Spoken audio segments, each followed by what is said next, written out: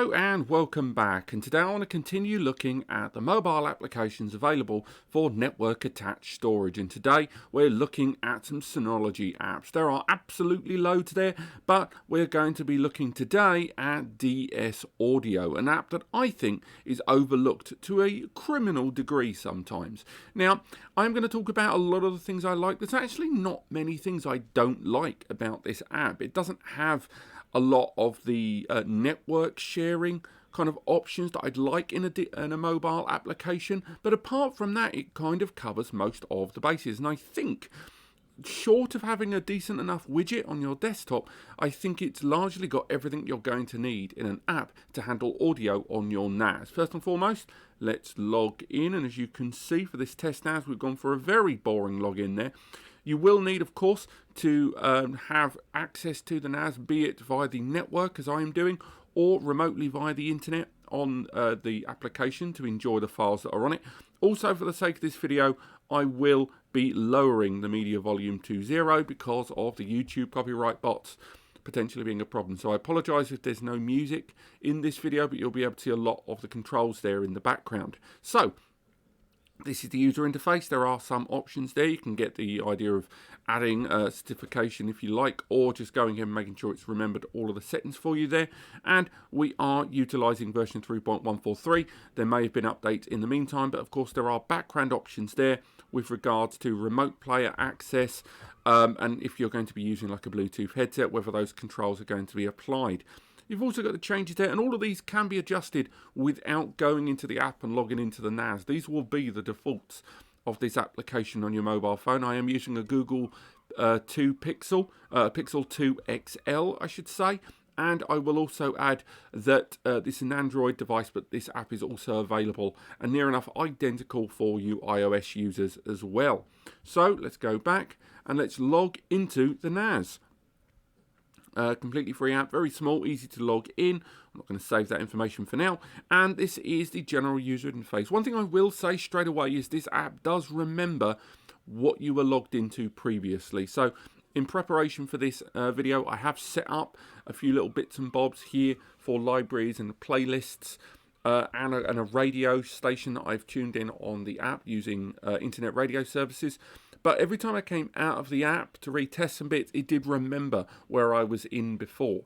Now, by default, I've set it to go straight into the library. So these are all the albums that I've put on this NAS. There's lots of bits and bobs, mostly gaming related. I won't lie, I'm kind of transparent in that way. But much like any audio manager, it does use a lot of the metadata in those files to divide a lot of these files into different filters. You can see there's like genre control, artist, composer, and you do have folder control, though I will say you do not have full system folder control. You can only access the folders with which you are allowing Audio Station on the desktop version to crawl. So bear that in mind, that you're not going to be able to get into a lot of the finer folder details here. This is only going to be the folders that you have deigned to let Audio Station and this application DS Audio have access to.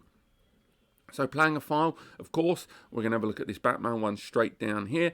And again, we can have a look at the little bits and bobs. We go into that file there that we are looking at. We can see a little bit of information there. We can share the file if we like, add it to a playlist. The kind of things we would expect from any audio file. We can click play there, and now it's playing at the bottom of the screen there. So we can open it up. And again, I apologise for us not having the audio on. And again, you've got the usual play, shuffle options there for that individual file. There's a few bits and bobs there as well. You can still flick in and out the settings on the app, and it will continue to play in the background. Likewise, if you go into an album that is comprised of multiple files, we go back into the library and we look at the Alien Trilogy album there. We've got a bunch of files there. We can go ahead and click play. And of course, if we go into that file, now we can see the full playlist if we choose. And if you do have album art already scraped, it will be here. And again, you can deign to select other players on your network there by selecting that option at the top. So if you have network audio players, you can then cast this file directly to those for the output of that audio file. I don't have any on the network currently. So again, playback is pretty straightforward from the library. And again, a lot of this thumbnail information, has to be said, I already had in the individual albums early doors. Again, flicking views, you can go to a list view, you can go to a thumbnail view there. And again, sleep timer, I'm not 100% certain on this. This is effectively going to be when disconnection will take place. So if you're enjoying music and you fall asleep, having a timer can always be beneficial.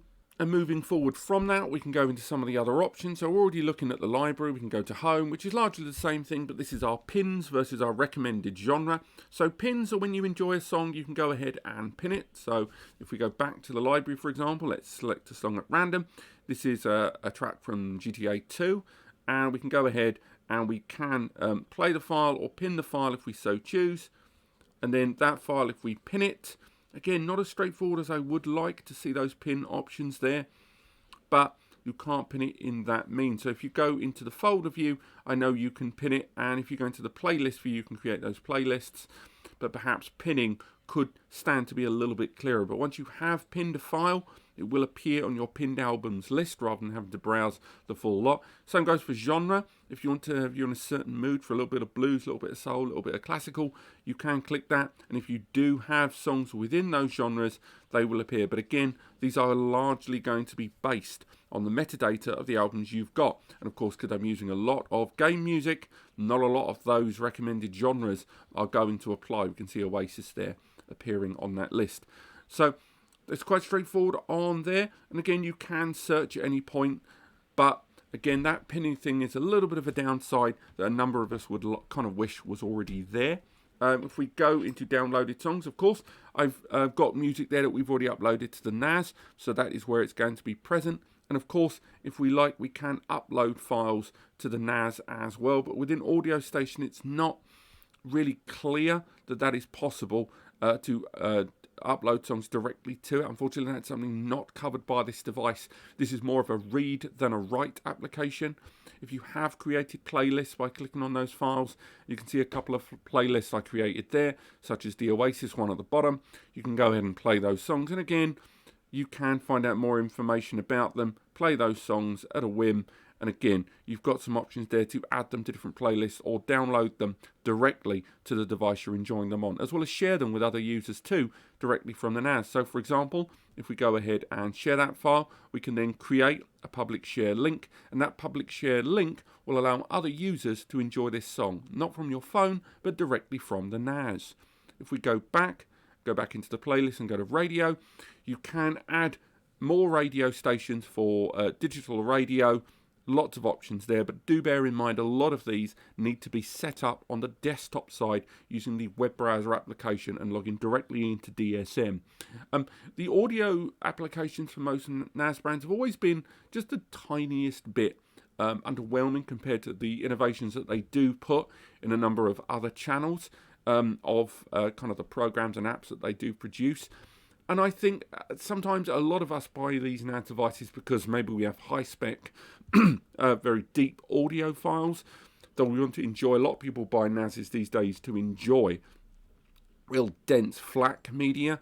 And I do think maybe the audio applications for a lot of NAS brands could stand to get a little bit of an overhaul. But of all of the ones out there, I do quite like the Synology one. A lot of the options that are on the desktop aren't there, and I think some of the pinning options could stand to be a little bit clearer, and a lot more of the configuration options available on the audio apps on desktop could be present here. But it's still a pretty good app, and it still does show quite a lot of clarity in what you can do, sharing those files with different audio players, and ultimately enjoying music on your device. Whereas if we go to the desktop here and we go to widgets and we scroll down, we can see that there is a DS audio widget right there. So we can go ahead, find a space on my desktop. But there you have it. That is the audio player from Synology. I like it. I think it's one of the best out there, and I do think it does some credit. It may be a little bit underwhelming, a little bit no frills, but when it comes to enjoying your audio, you want something that works in the background without a huge amount of your attention, and I think this achieves that very, very well. Otherwise, thank you so much for watching. I hope you've enjoyed this video. We're going to cover a lot more of these applications in the very near future, and I hope you enjoyed them. Click like if you enjoyed it, click subscribe to learn more, and I'll see you next time.